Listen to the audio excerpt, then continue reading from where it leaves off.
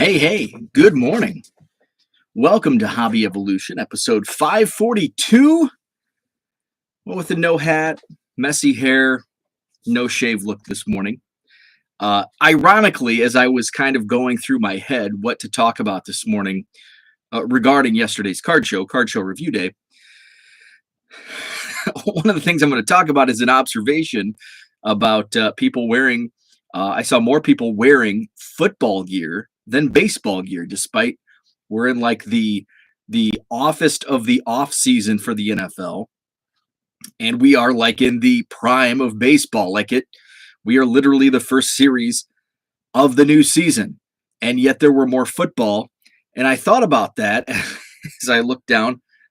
Well, here I am wearing a Chicago Bears hoodie, not planned. I just grabbed it, wanted to throw a hoodie on. This was the one I grabbed. So maybe that's the thinking. But this has actually been an observation that I've picked up from this particular card show in Rockford since the beginning, since the very first one they held last May. So cheers, good morning. Tasty coffee. Had my Dunkin' yesterday. Herman, what's up? Good morning. So in past card show reviews, I kind of go off on multiple tangents. I'm gonna get right into the topic. And then if the chat sways, at least I've touched on the card show initially in the video and not 40 minutes in. But I will talk about, and I'll save this for tomorrow. I did make a retail run on Friday, so I'll share my thoughts on Friday's retail. What's up, Zach? Good morning, Diego. Good morning, all. I hate trading cards. That's funny. Abraham, good morning. At least we like the same football team. Go Bears. Abraham, that surprises me. I thought you would be a diehard Packers fan. Go Bears. I love it. Now, on the other side of the spectrum, Abraham, I'm glad I got to fly the W flag. I forgot to fly it after the season opening win. But then when I got home, I didn't watch any of the game yesterday. I got home, saw the Cubs won. Oh, I've got to put my flag up.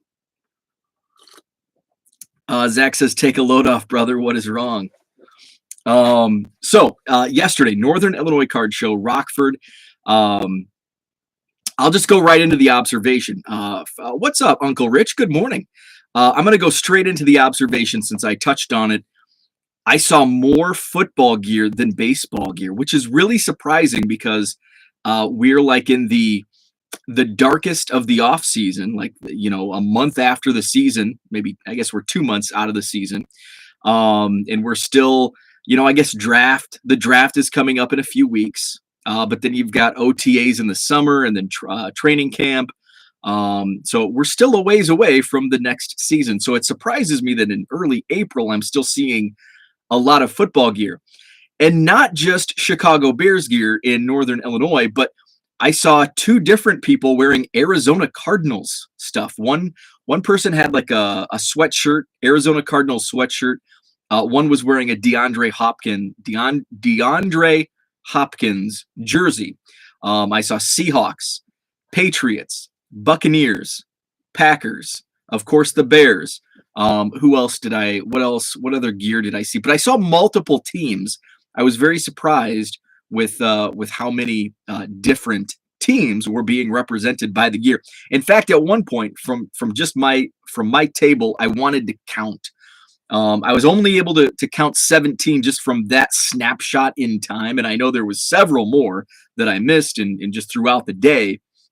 But at one point in time, a snapshot in time, I counted 10 people wearing football gear and 7 wearing baseball gear. Now, that's pretty close to being even, but still surprising. And I think it did trend more football. And I think the ratio was more than that, for every 7 baseball, there were 10 football. I think it was, a little more than, not crazy, but it was surprising that the ratio was more football than baseball. So that was something that I picked up. Now, I picked up on that at the very first show I set up in Rockford. I think Rockford's just a football town. I think Northern Illinois is just football centric as opposed to baseball centric.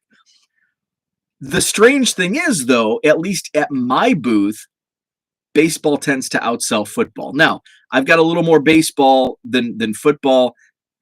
A lot of people do the fill the box, but when I see people pulling cards, it's typically more so on the baseball, out of the baseball boxes, than the football and basketball. But I noticed that at the very first show they had last May, and I like everybody was wearing Chicago Bears gear. Like at that point in time, like it's May. Why is everybody wearing football stuff? As I'm wearing a Bears hoodie this morning in April. But I would not wear. I would probably not wear this out today. I would. I think my Cubs hoodie is probably dirty. I don't know. So I probably wouldn't choose to wear this out. But just in the morning, when I throw some sweatpants and a hoodie on, this is what I grabbed. So that was something that I found surprising. I'm going to keep a closer eye at my show because at the Madison show, I don't see that ratio being as strong football wise. In fact, I think it's pretty even from just I've got a lot of basketball gear, and there was some people wearing basketball stuff yesterday, but football and baseball far outweighed the basketball. I decided not to put the hockey boxes together, and I'm glad I didn't because the hockey guys weren't there. The guys that come to my table every single month and ask if I have hockey were not even there. So I'm glad I didn't spend that time because it probably would have all went for naught. But I'm going to keep a closer eye on what people are wearing to the Madison card show in terms of sport, just to see where that ratio lies, because just anecdotally and just from what I've just kind of seen and just a picture in my head, I feel it's pretty even. And throw basketball in the mix, football, basketball, baseball. I feel it's pretty even for the sports.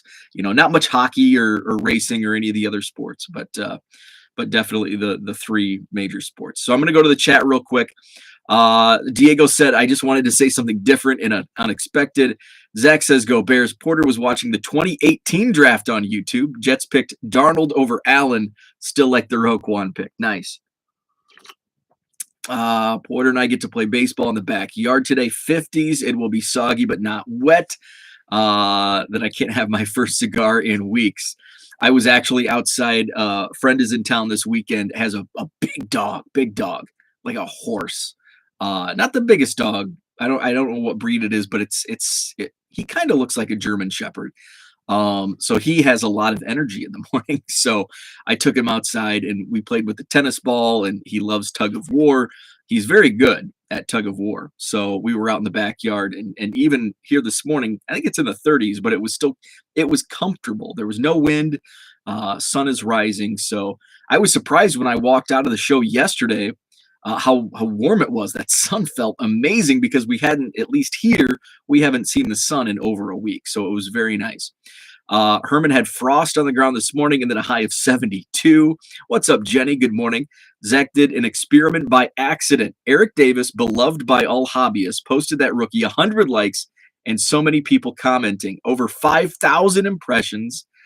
ED was a stud for art. He is, and he's one of those players that is definitely overlooked, especially by the younger generation that didn't experience watching him play in the late 80s and into the early 90s. And Eric Davis is like, he was one of the best in baseball for a short period of time. Like, in 1989, you would have, and I think I've probably talked about this a few times over the course of these episodes, where in 1989, like you would have said Eric Davis, Hall of Famer, Don Mattingly, Hall of Famer, Bobby Bonilla, Hall of Famer. Well, hell, Barry Bonds, Roger Clemens. Who would have thought in 1989, none of those guys would be in the Hall of Fame in 2022? Just amazing. Now, Mattingly had a short career, injury, shortened career.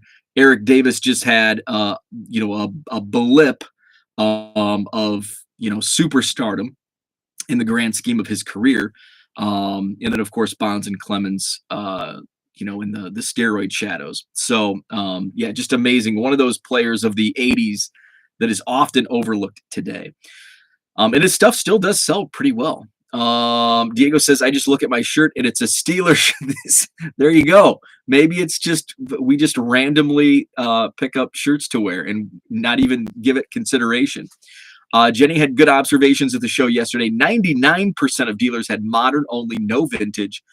1% 2000 to 2019, 99% the last 3 years. That's before I get to the other comments, I'm going to comment on that.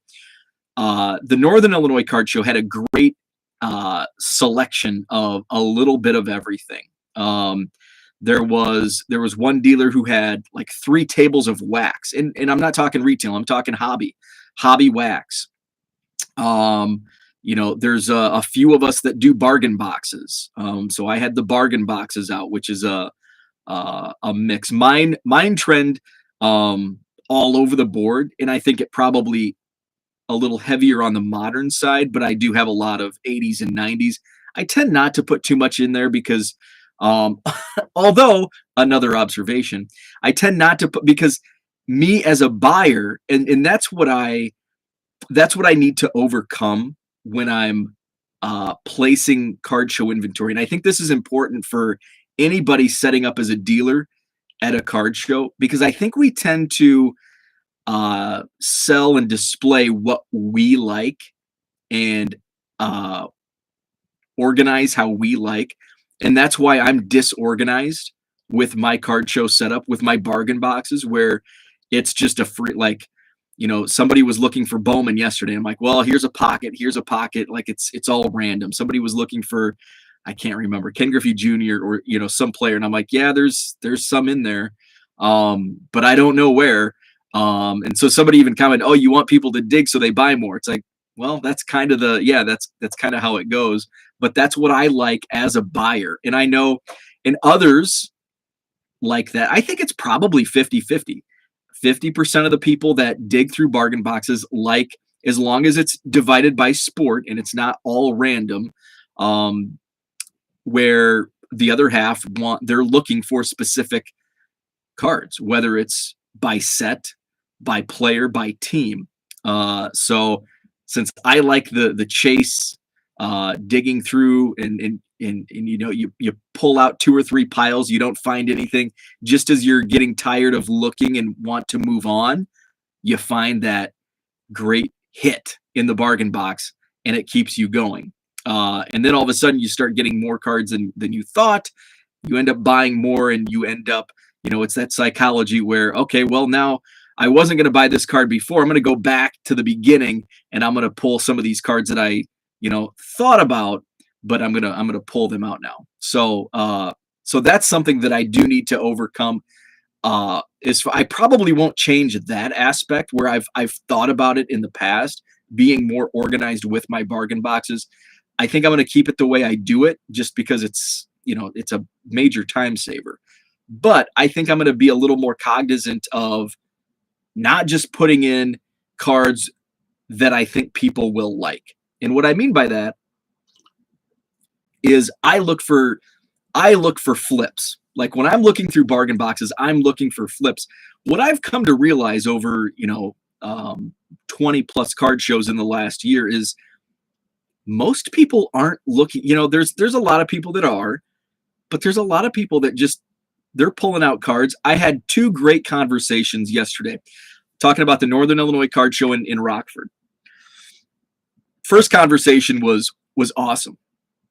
It's a guy who collected in the 80s and 90s, much like many of us, and like Zach, came back into the hobby. And this particular gentleman came back in around COVID, around the start of COVID. And he's like, now I'm just going back and I'm just buying cards that I couldn't buy that I wanted in the 80s. And so he's having fun going back and finding that nostalgia. I sold a card, and here kind of ties into not putting cards in that, like, this will never sell. Like when I strictly did quarter boxes, Greg Jeffries rookie cards and those were easy quarter box. And it's like almost to the point where it's just a joke to throw it in the quarter box. Much like I did throw a 90 Fleer Uribe in a quarter box, and guess what? It sold. I didn't hold out for the 25,000 that the one on eBay's listed for. But I started putting dollar boxes together a few months ago, and I just kind of on a random, like, oh, this 89 Upper Deck Greg Jeffries, this was a huge card back in the day. I'm just going to put it in the dollar box and see. And guess what? I had somebody come up, only bought one card, and it was the 89 Upper Deck Greg Jeffries for $1. Can you believe that? I was surprised. So I think I need to be more open to what I put in. Just because I think, and apologies in advance, Zach, just because I think it's junk wax doesn't mean the next person, they may be looking for those cards, because I've been collecting, I've taken pauses over the last 35 years, however long I've been collecting, 1988, 89 when I started. So I was like in the middle of that junk wax era, and I've bought collections, and most of it was the junk wax era. So I've seen so much of that, and I have like Joey Bell rookies from 90 Tops. I have like 300 of them. So but there's people out there that like they're getting back into collecting, and it's like, oh man, I remember when Joey Bell was, whether they're an Indians fan or just they remember that era. It's nostalgic for them. It's like for 25 cents or for $1, yeah, I'll buy that. So I need to be more cognizant of that there are people out there that not everybody collects like me when it comes to bargain boxes and pulling out like this 25-cent card I can go flip on eBay for $3, which is my mindset. I'll be, completely honest. That's when I go to bargain boxes outside of the Cub, I'm looking for Cubs that I don't have. And usually when I'm digging through bargain boxes looking for Cubs, it's going to be, autographs, relics that I don't have, serial numbered, refractors, colors, stuff like that. But everything else is inventory, and I'm looking to make money on it, and little card show arbitrage. So I'm going to go back. So that was on Jenny's comment with the and just kind of, so I went on a tangent about bargain boxes. So with the show yesterday in Rockford, so we had the bargain boxes, we had the wax guy with Hobby Box, had a couple Pokemon and like that Magic and stuff like that. Let's see, some great vintage modern slabs. Some dealers had a little bit of everything. So the mix, and that's what I like about the Rockford show, Tony's show in Oak Creek, the Madison card show. I can't comment on many others because those are kind of the three that I frequent the most. Great variety at all of those shows. Great variety if you like vintage, if you like bargain boxes, if you want the ultra modern slabs, and all that. So there's a little bit of everything. Herman says Braves over 500 in April. Took them till August to get there last year. Zach is wearing a Dunder Mifflin tee on the treadmill. Jenny says, LOL, we're 3 games in. Hey, my Cubs are 2-0, beating the Brewers. I got to fly that W flag yesterday, and it feels great because they were playing the Brewers. Abraham said, grew up pulling Brewers cards out of Gardner's bread bags, but Walter Payton was on the Wheaties box. Went to Brewers games in the summer and Bears training camp in Platteville. Man, I have great memories of going to Platteville. I have one not so great memory. I was stung by a wasp, and I had to go to the first aid tent. And I was probably, I don't know, maybe 12, maybe 10. I can't remember. But yeah, I was there. So we started going to Platteville in the early 90s is when we started going up there. I grew up in Illinois, so I say up. Now it's over from where I live. But my memories, the Wasp, Chris Zorich was just an awesome. He signed like every single thing for everybody. Probably my favorite moment, I can't even remember the player's name, but I was a kid, so he's an a-hole. This player. So I was wearing a Rashawn Salam jersey. I was junior high age by this point, because this was he was drafted in 94. So I was in 7th grade. And I went up and I was just getting autographs of all the players that I could. And I remember he was a defensive back. And I think he did play, like, he wasn't a non-roster guy. I don't think a non-roster guy would have been a D-bag to a kid. Well, and you never know. But he was. And I went up and I'm like, hey, whatever his name was, can I have your autograph? And I was very polite. And he just looks, and he wasn't signing for anybody. And he just looks over at me, sees my jersey, and he goes, go have Rashawn do it for me. And I'm like, you D-bag. Like, I was 12 years old. Not everybody's nice. So that's one of my, and now I look back and it's like, that was fun. Like, that's one of the memories that sticks out from Bears training camp in Platteville. What's up, Brian? Cubs didn't suck again, which I'm shocked. I honestly thought the Cubs would be 0-2, actually 0-3 by this point, because Friday's game got postponed. So I am surprised that the Cubs, and my buddy Ethan Roberts made his big league debut yesterday. So awesome. I watched the highlights, didn't get to watch the game. I was at the show, but he did make his debut, which is awesome. I think he pitched 1 inning, no hits, 1 walk, no strikeouts. So awesome to see. He was put in like it was a great way to make a debut. Cubs are up 9-0, 9th inning. So he could just go in fresh inning to start.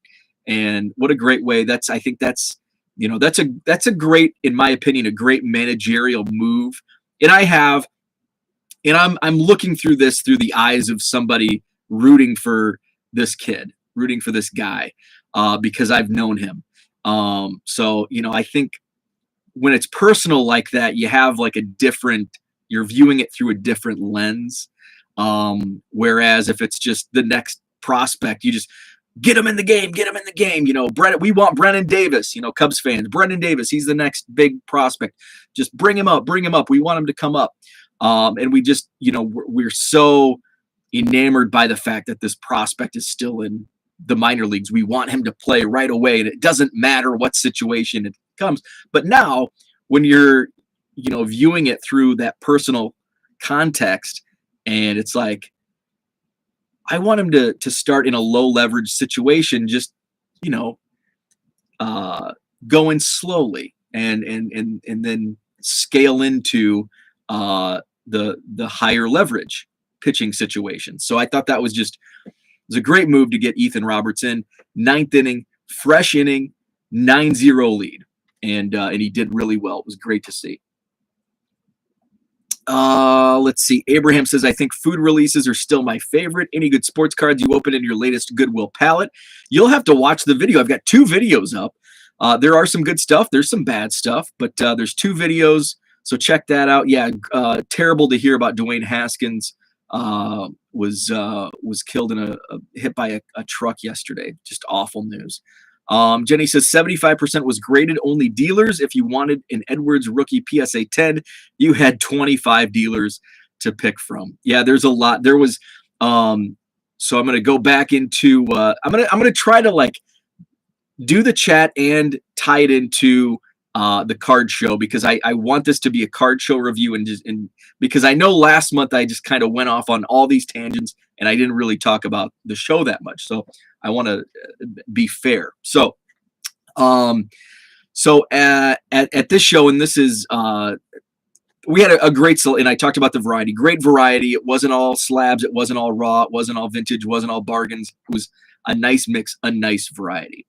But I did have one person come up, and I think there were a lot of people that, not necessarily dealers, but walking the show trying to offload slabs from just kind of what I saw. And one guy in particular come up, and he had a 4-row monster box, and that's my jam. And he goes, you interested in buying bulk? Of course. You came to the right place, of course. So he's like, would you be, and this was football and basketball, which right now I've got plenty of football and basketball. It's not my thing. I found baseball, even no-name rookies. I can pull out. Where's a Topps box? I can pull out a. We're going to 2018 and of items, but just for an example, Smith and Dominic Smith will sell, and we're talking $1.50, but at the same price, like Chase Claypool, Clyde Edwards-Helaire, these football, like big names in football, they just sit. They sit in my store, and it's crazy that some of these random baseball, and maybe that's because my eBay store is tailored to baseball, but I'm trying to build up football and basketball, but I'm gonna go where the success is. Where are the sales? And I don't want to spend an entire week listing 1,000 to 2,000 football cards when they just don't move. And I that's poor example right now because it's not football season; it's the off season. But for basketball, and the basketball market is down. So I'm gonna stick to my bread and butter. I know baseball. I know the market. I know what to buy and sell at. And I'll add football and basketball as I see fit as time allows. So anyway, back to the guy. He comes up and it's all football and basketball. So I'm already kind of turned off, not really interested because I'm looking more for baseball, especially as it's the beginning of the season. So I looked through it, I just kind of thumbed through, and it's like Henry Ruggs, who isn't going to play again.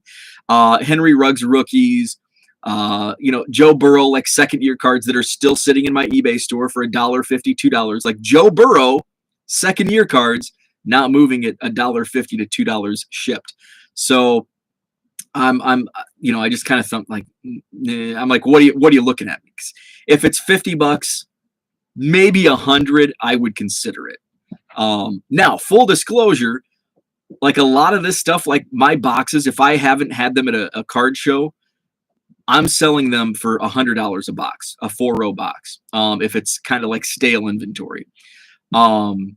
So he throws a number at me, $500. And I'm like, I wouldn't even, like my quarter box, and this is all quarter box stuff. My quarter boxes that I have out like fresh, like if I pulled out, and my quarter boxes are good for anybody that's dug through, Abraham's dug through, they're good. I think he can attest to that. I wouldn't even charge, if somebody asked how much for this entire quarter box, I wouldn't say $500. I would probably, start at $300, and I'd probably take $250, depending on what it was, what was inside. If it's been to several shows and picked through, and it's a little stale, then it's going to be a blowout special for $100. So then I was already turned off because I'm not really looking to buy football and basketball, and then that price tag was just more than what I would even sell it for as a dealer. So I'm like, no, I'm not interested. Well, you can give me an offer. And at this point, and here's the negotiation price where if you start, some people say, well, start high and they can counter. But if it's a high offer that's like not even close to my number, I'm not even going to throw an offer. And if I do, it's going to be less than what an initial offer would be. Like, I just chose not to. I'm like, no, sorry, I'm not interested. I probably would have considered it at 100. But when he threw out 500, I would probably counter at 50.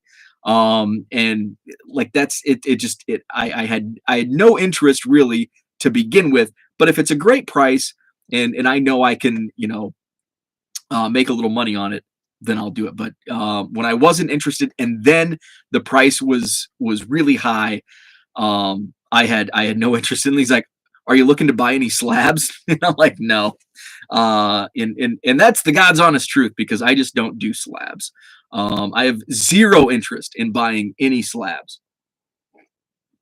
Let's see. Card Hobbyist, what's up? Good morning. That's my favorite part of card shows. I'm a bargain box digger. I love it. And I'll ask Card Hobbyist, what do you prefer when you're digging through hobby boxes or bargain boxes? Do you like disorganization, where it's just kind of chaos within each box? Now, in I guess, do you want it specified by sport, or do you want it like super organized by set or by team, by player?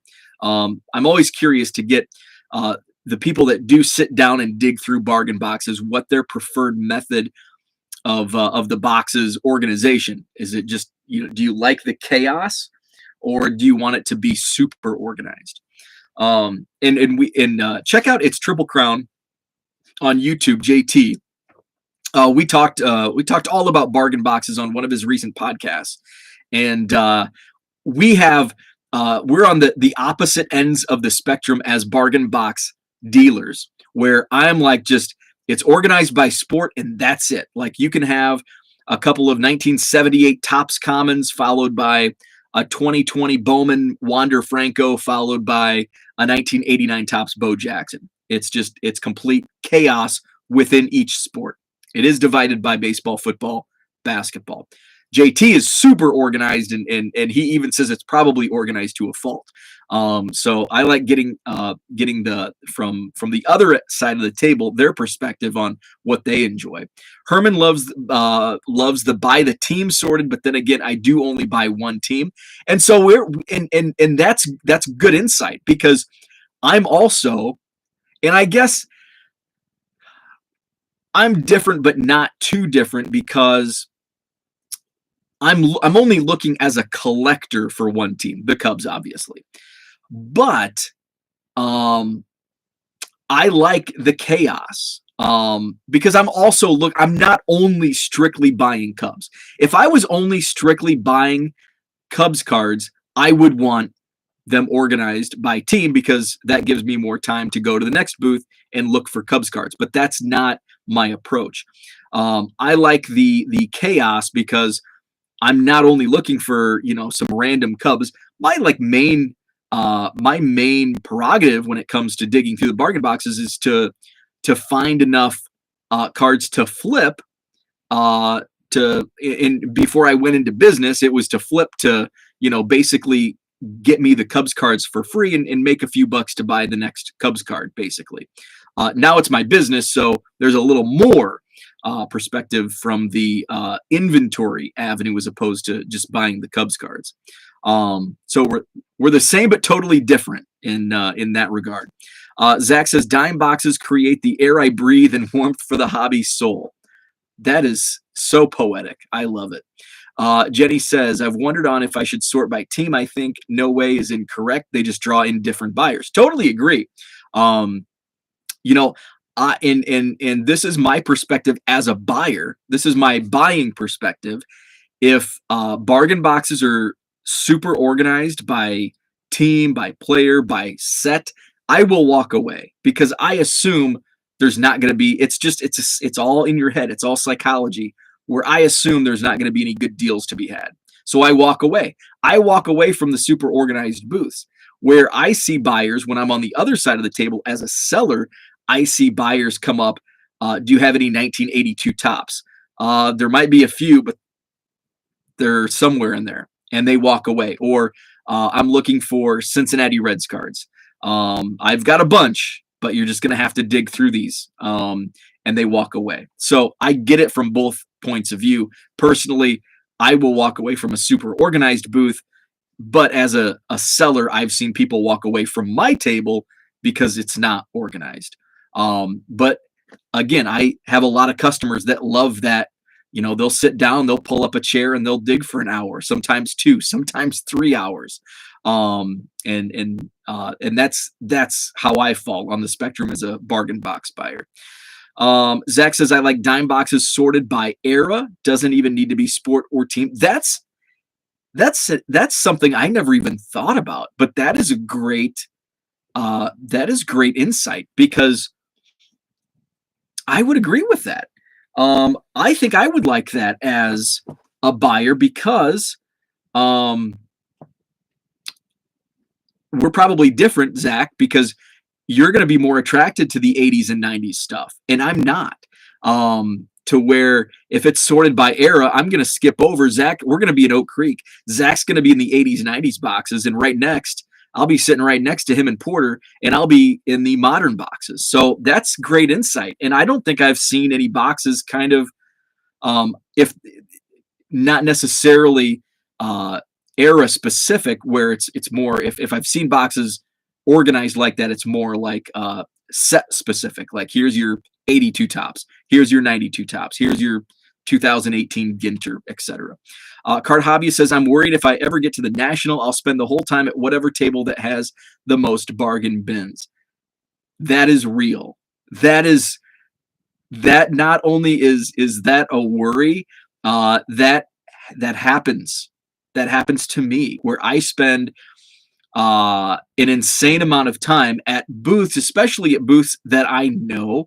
The Singles Club, the dollar boxes. Rich and I, we were looking through dollar boxes together at the National this past summer, and I will spend like half the day at that booth, and I'll miss other bargain box vendors early on, and some good stuff may be taken, but I know that the Singles Club, they're rock socked and loaded every National with really, really good stuff. So that's the first table I go to, first booth that I go to, try to get the best deals I can. And then I'll go back the next, and then, I'll spend 3-4 hours there on the first day. And then I'll, kind of walk around, look for the next booth. And usually it's Jennings, the card shop that's just down the road from me, an hour and a half away, because they have great bargain boxes. And I think this last National 2021, those were the only booths that I went to the first day. In fact, I think I went back to the Singles Club on day 2 and spent another 2-3 hours. And that time I was with Mike Summer. We were sitting next to each other, digging through the dollar boxes. Low Roller says, do you ever think your 25 cents deal, you can make a deal 5 for $1? Oh, all the time. And that's basically, my volume discounts aren't exactly spelled out, because I'll usually give people a better deal. I had somebody yesterday at the show in Rockford, bought 7 quarter cards, and it's like, I don't want to deal with change. It's just $1,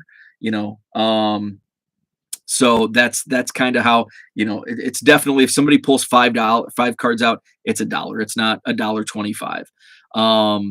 I do a fill the box for $20. It's a 100 count box. I saw this at the Wisconsin Dell show last May. And I picked up 3 of them, and in one box, the first box had 110 cards, and I'm like, yes, I got these cards were 18 cents a card and not 20 cents, because you're assuming 100 cards per box out of the 25-cent boxes, so you're getting the volume discount of 20 cents per card. So then the next box I counted out, only 90 cards. Oh, bummer. But hey, I still got all these cards for 20 cents each. And the third box, exactly 100 cards. So I got exactly 300 cards out of 3 100 count boxes for the $20 deal. So I do volume discounts, and same goes for dollar cards. If somebody pulls out, usually if somebody pulls out 6 cards, it's just give me $5. A lot of times somebody says, can I get these 7 cards for $5? And I'm like, yeah, that's fine. Let's see. Rich says, don't worry about bargain bin tables. People like Bo, myself, Dr. Beckett, Mike Summer, and tons of others like to do nothing better in a show than doing just that. Exactly. We talk about it. I know Jenny's talked about it many times. It's therapy. It's cardboard therapy, and it's therapeutic to dig through bargain boxes. And that's my jam. And that's what Rich likes to do, and Dr. Beckett and Mike Summer. That's what we all like to do. Jenny says, one dealer had quarter boxes. I dropped $40 at his table. Guy next to him said, man, you're making bank. It's like, yeah, he is, because he brought what people want. Exactly. Zach says, that's too much math for a Sunday. If someone brought that to Bo at his table, he would probably just say, sure. Yeah. When people say, well, you do this for this, 99% of the time it's a fair offer, and I accept it. The only time I think I said I was firm on a price was somebody offered me 50 cents for a $1 card, and it's like, it's $1. I don't want to deal with change. On the same, if he would have pulled a second card out, I would have taken $1 for 2 cards. I didn't say that, but the offer on the table was, will you take 50 cents for this card? No, I've got to be at $1. And it was like it was probably a $5 card. It's like, no, because I don't want change. But if they pulled a second card out and said, "Will you take $1 for these 2 cards?"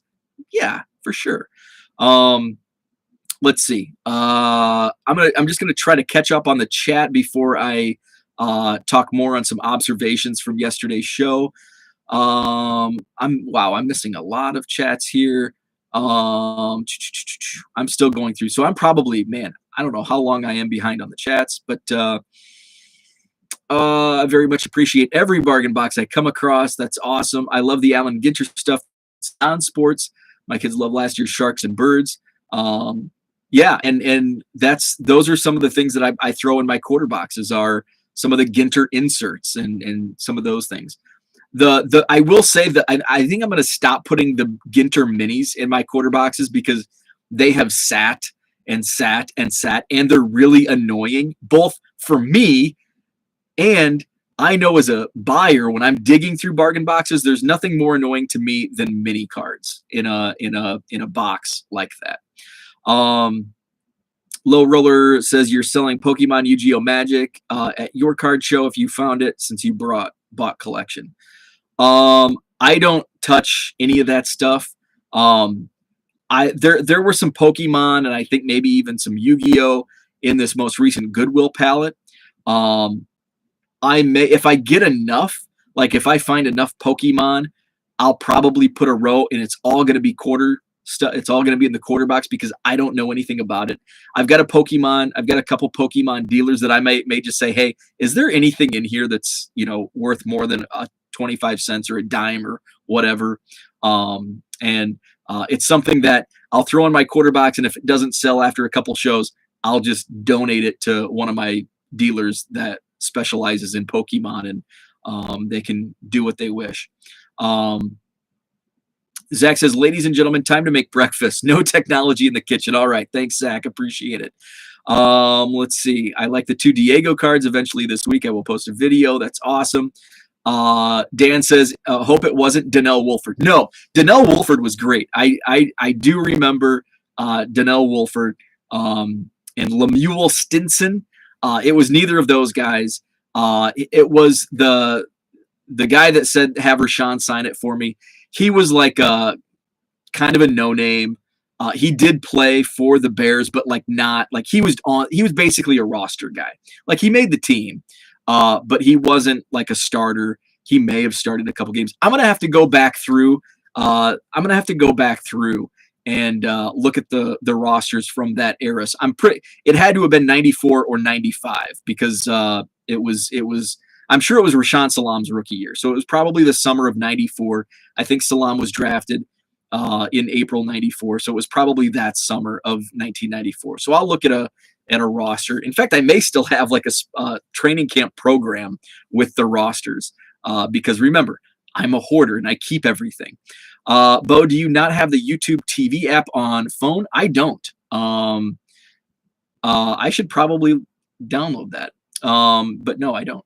The Card Hobby says, beautiful day today here in Georgia for the final round of the Masters. I may turn that on in the background. I've got a lot of shipping. I haven't done any shipping since Friday. So I may just have that on as background noise. Bob, what's up?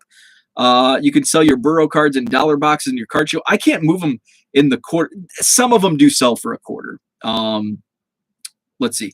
Jenny says, Bo, would be fun to do a video chat sometime and chat different things we've noticed. Example, D. Smith, 2018 rookie moving because people not in the hobby, where Burrow's not moving because more in the hobby. Could be. Victor, what's up? Good morning. Zach lied. Mom is making pancakes. Oh, very nice. Just my thinking would be fun to throw ideas back and forth on what works for each other. Rich says that happened to me at the last Dallas card show. One of the dealers who knew I sold out wanted to give me a deal, quotes, on mid to late 90s stuff, but it was, even in his words, the second level stuff. Yeah, not commons, but nothing good. He wanted about 10 cents per card. Oof. And my number would be closer than a penny because most of the stuff would end up in my quarter boxes. So I'm gonna stop right there with that comment.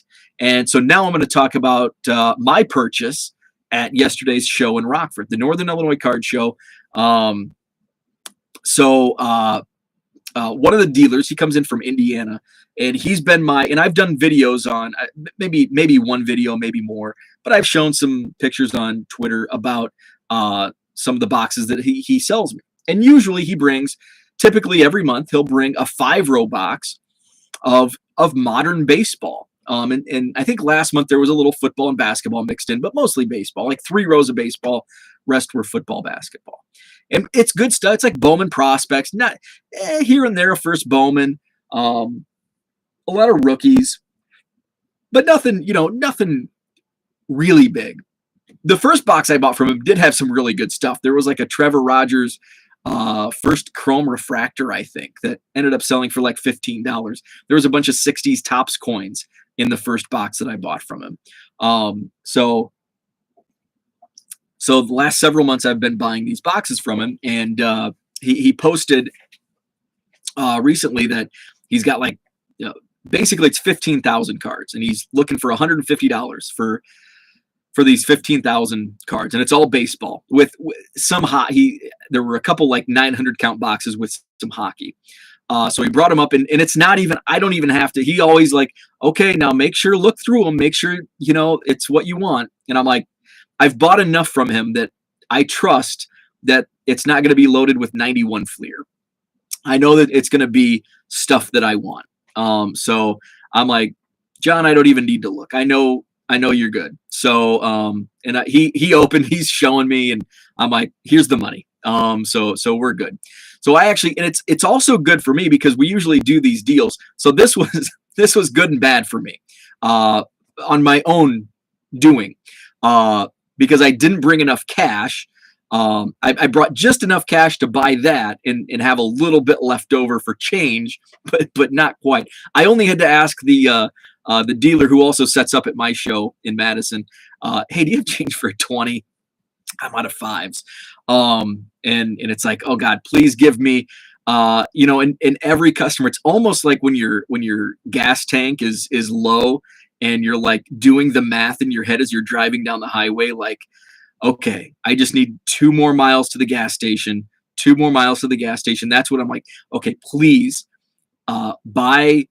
don't give me a $10 bill or a $20 bill for $2 cards. And so I was fortunate that I only one time did I not have enough change. Somebody like, do you have change for a 50 or 100? And I'm like, I'm sorry, I don't. Usually I do, but today I don't. So I should have saved that until I had a few sales and enough cash on hand to make change. But I slogged through it and I was okay. So that, and of course that's my own doing. But on the good side, it gives me buying first thing in the morning. And we made this deal, like as we were setting up at, 7:30, 8 a.m. It gives me something to do, during the show. Sometimes people don't want to talk, and I sense that right away with some people. Some really love to talk and chat. Some don't, and that's okay either way. And I will, if somebody wants to talk, I will talk. If somebody doesn't want to talk, I will sort cards. So if I have people sitting at my table that just don't want to chat, I will, and I love my new spot right on the stage, so I can sit. I have a little higher view, where I'm not sitting down in a chair. So at least I have, I'm eye contact where I'm not behind boxes. So I can sit and I can sort, just, kind of watch things from the stage. And so I was pulling, there were, and none of these there were some first Bowmans of like the second tier guys, though, that, you never know. It's 2020 and 2021 Bowman. So in another year or two, maybe later this season, they could turn into something. But there was like Noelvi Marte. There were 30 2021 Bowman draft paper Noelvi Marte, 30 Jordan Walkers. So I'm like, well, I might as well, kill 2 birds with 1 stone. And I'm listing some of these lots on eBay during the card show. And that saves me time. So I don't have to do that at home when I'm already dealing with all of the Goodwill stuff still to go through. So that was my bulk buy. And then also from John, I made 2 purchases from John, the same dealer. At the end of the show, it was kind of dying down in the last couple hours. I went through and I was looking through. He has like $3 autograph boxes. So I picked up. He gave me a deal on the autographs. Let's see, I pulled 6 autographs out at $3 a piece, and he only charged me $12. 2 of them were Cubs, so basically I got the Cubs for free. The other 4 were 2021 Heritage Miners autographs. Endy Rodriguez of the Mets, Jeff Criswell. Actually, I think that Jeff Criswell was a first Bowman autograph, first Chrome Auto autograph, and then I think 3 Heritage Miners autographs. And I'll put those on eBay and try to flip them for a little bit of money, and paid for the Cubs.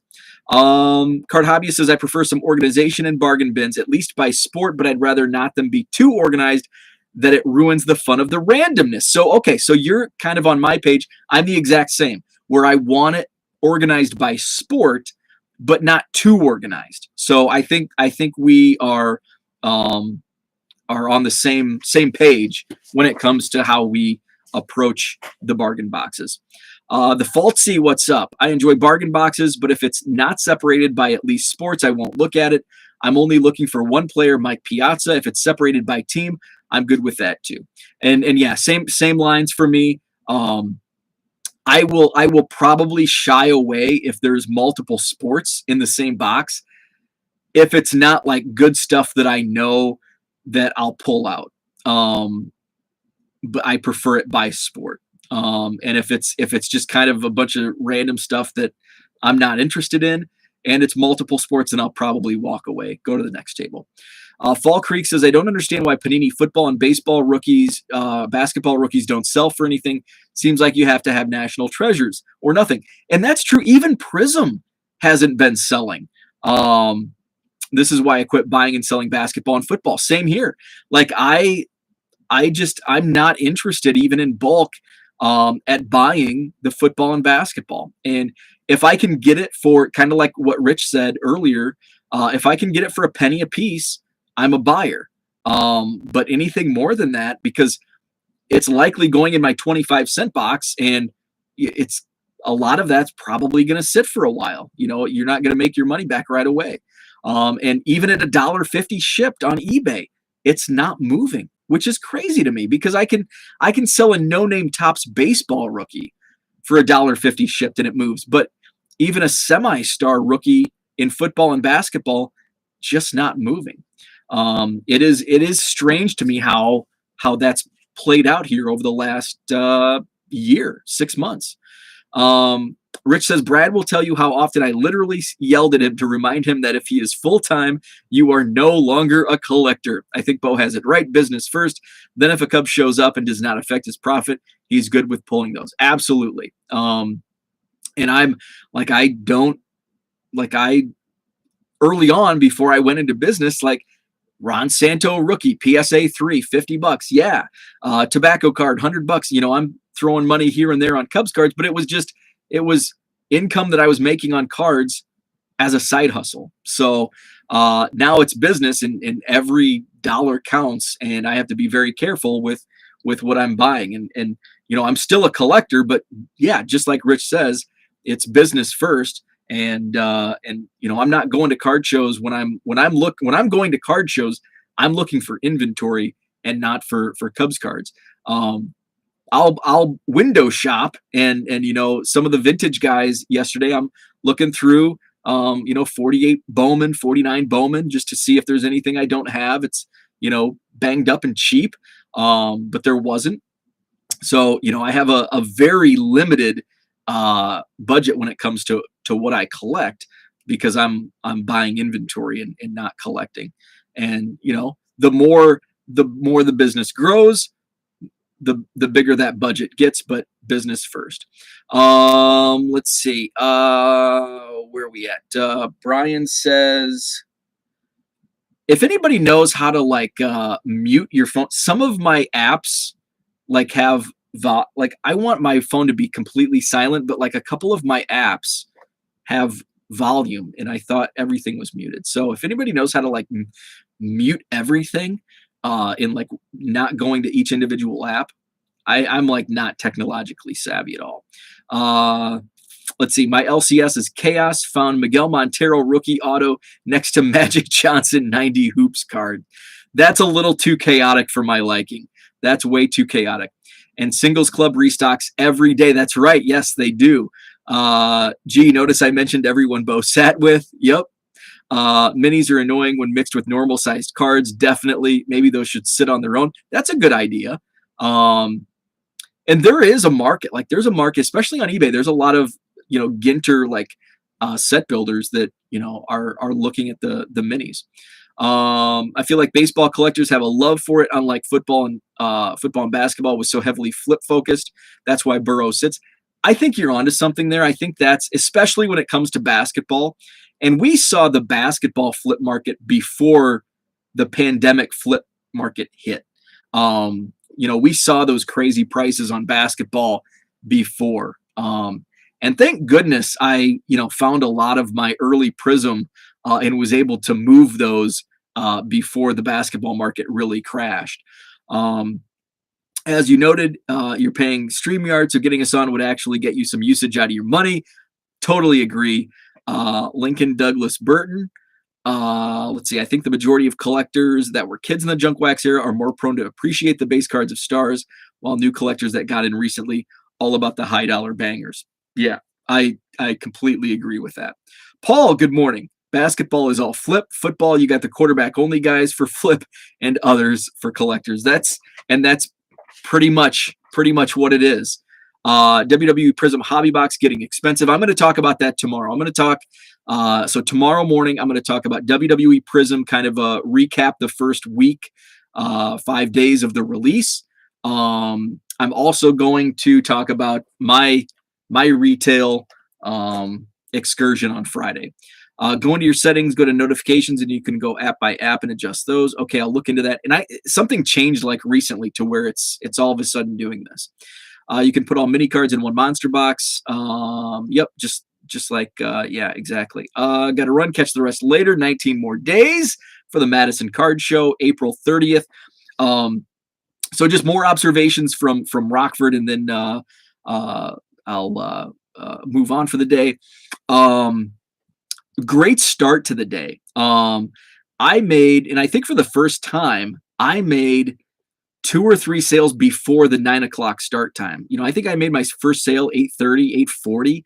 And it was like $12 sale. When you're selling quarter cards and dollar cards, $12 is a good sale, a good transaction. So I had 2 or 3 sales by 9 o'clock, which is always a good sign. And it tended to be, it fell in line with that thought, because I made more. It was my second highest sales day at Rockford, in Rockford. My highest has been, what was my highest? Let's see, this was April. So I think January was like my lowest. Second lowest. There was a show last summer that was pretty poor. Low attendance and low sales. So January was really bad. And then February was my best show in Rockford. And then March was pretty close to February. And then I made like $4 more this month than what I did last month, which I basically have a set number that I want to make each month. And I've surpassed that goal in February, March, and now April. So I'm happy with that. So on top of not only did my sales fund my bulk purchase in the morning, so I basically, for selling some quarter and dollar cards, I can put some stuff on eBay, and I can freshen up my own quarter box inventory for next month, and that was all for free, essentially for free, through the sales of my own bargain box cards, and then cash on top. So to be used for the business. So I was very happy with that. Good attendance early on, and then we saw kind of a spurt. Probably like around 11 o'clock, it was really booming. around 11. And then by 12:30, 12:45, then it really died. And what's funny is 2 o'clock comes around, and and here's a lesson. If you're a dealer, don't leave early, because even though it's dead and other dealers are packing up and you just want to go do your thing, there may be another sale that comes along. And sometimes that doesn't happen. But yesterday was a perfect example where I was ready to pack up and head home at 2 o'clock, because there was just a few people walking around. And it's like, I've got all these boxes that I've got to load up, and I've got an hour 15 drive. I want to get something to eat on the way home. And I almost packed up, but I had all of a sudden I have a guy with two kids come up, and I had to fill a box for $20, the 100 count boxes, and he's like, "So, do we just put cards in here?" And I'm like, "Yeah, just fill as stuff it as full as you feel comfortable with, and it's just $20. Usually you can fit 100 cards in there, but sometimes you can fit a little more." So yeah, and so him and his kids sat there, and for like a half an hour, closing in on like 3 o'clock, the end of the show, and bought two boxes, $40, a $40 sale right at the end of the show, where I was this close to packing up and leaving, and missing out on $40 in sales for essentially for nothing. I would just go home and hang out. So don't leave early. You never know who's going to walk in the door right before closing time. So let's see, any other observations that I had. We talked about the crowds, talked about my buys, my sells. Let's see what else. Oh, the one of my favorites was dad and his son, probably 5 years old. His name is Phoenix, cool name, and he collects Suns cards. How cool is that? So that was a fun conversation. Let's see, and it's always fun to talk about people's, because everybody collects so differently, and sometimes even, and I'm number one guilty of, sometimes I think everybody just goes and digs through bargain boxes to look for flips. And I think my first buyer, I think that's what he was looking for, because I was just kind of, it was early on. It was like 8:30, and he's pulling out Jordan Walker and Wander Franco and the prospects. And but it's fun to talk with people that 89 Upper Deck Greg Jeffries, guys looking for like the guy that I talked about at the beginning of the video, where he collected in the 80s and 90s. Now he's going back and buying stuff. He bought one card. It was out of the dollar box. It was an 84 Topps Tony Gwynn, second year Tony Gwynn card. So it's fun to get to know people and what they collect. And it also gives you insight as a seller to what to bring to future shows. Like, the hockey guys, even though I don't do hockey and I usually just put it in boxes and stuff it away in the closet.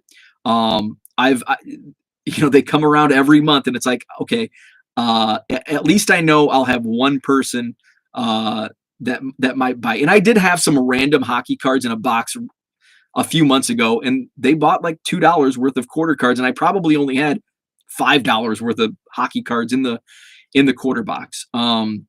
So it kind of gives you some insight into what people collect, and especially if you have regulars.